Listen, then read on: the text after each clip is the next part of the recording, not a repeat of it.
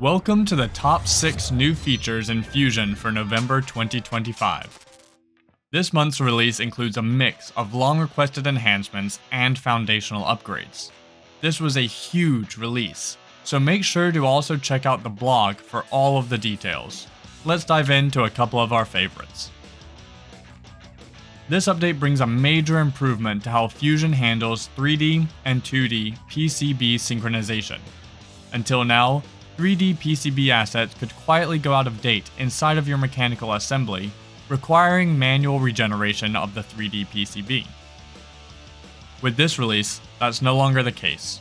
As soon as you save a change to the 2D PCB, both that 3D PCB and assembly can receive these updates directly. Of course, these also work with milestone mechanics and versioning, including new support for renumbering reference designators across schematic and PCB. It works just like mechanical components, bringing the ECAD workspace in line with MCAD workflows for more predictable, reliable behavior. This ensures your assemblies are always up to date with the latest board design and eliminates guesswork in electromechanical collaboration. It's a foundational change that improves trust, transparency, and productivity in board-level design workflows. You may have seen this next update demoed live on Mainstage at Autodesk University 2025, and now it's being delivered. Sketch Auto Constrain gets supercharged, with Autodesk AI doing the heavy lifting.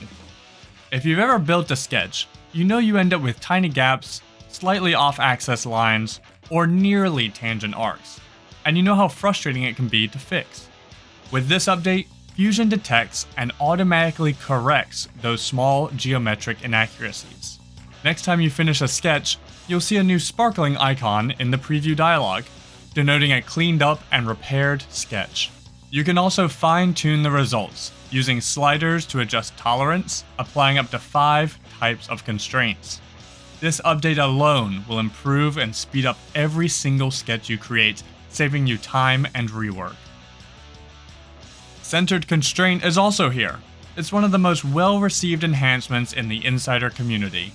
With this update, you can now instantly center components to one another, using a single constraint. No more creating temporary midplanes or other construction geometry just to line things up. It even works when the faces you select aren't perfectly parallel, or have curves or draft angles, giving you a fast yet adjustable way to get parts aligned exactly where they need to be.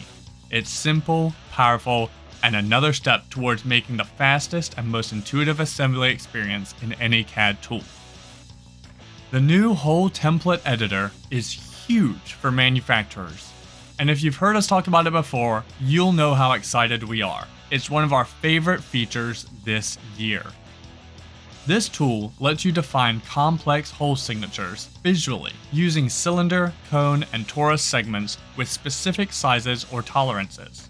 You can even filter by color, thread type, or PMI values to match only the holes you want. You can preview matches directly on your model, assign priorities to templates, and fully control the machining operations down to specific tool selection.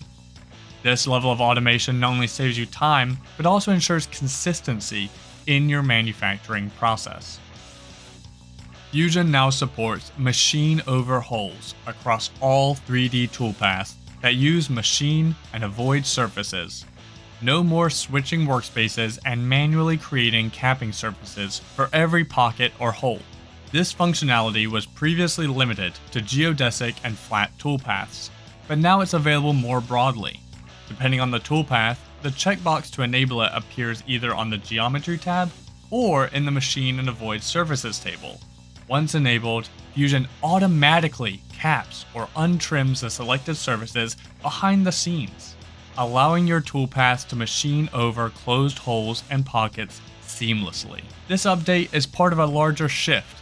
Expect the Geometry tab model section to gradually give away to the more powerful Machine Avoid workflow going forward. We've once again made a major upgrade to turning workflows in Fusion, starting with a completely reworked tool orientation UI in the library. With this update, you'll find new options in the Setup tab that make tool orientation much more intuitive. giving you the flexibility and eliminating the need for awkward workarounds when using tools in unconventional assignments. Most importantly, tool direction is now decoupled from spindle direction. This also unlocks new capabilities, like negative diameter turning, ideal for gang tool lathes or using the same tool for both outer diameter and inner diameter machining. You can now program profile, groove, and thread operations on the negative side of the part. No workarounds such as post edits are required. And now, for the first time, you can set spindle direction per toolpath, so there's no need to duplicate tools just to change direction. These updates give you more control, better accuracy, and cleaner programming experience in Fusion Turning. And that wraps up the top features of this month. But as a bonus update, we've added a revolutionary new concept, a trash can. That's right, a trash can. Fusion now supports deleting designs even while referenced. Fusion has historically blocked the action of deleting design to preserve stability, but now you can go ahead and delete away, with Fusion guiding you through the impact. No more renaming, moving, and browsing unused or unnecessary files. Keep what you need and delete what you don't. You'll see clear warnings and options to remove or update affected features, helping you clean up your model without breaking downstream work. As always, we love hearing about how you're using these tools. Drop a comment, share your feedback, and keep an eye out for what's coming next. Thanks for watching.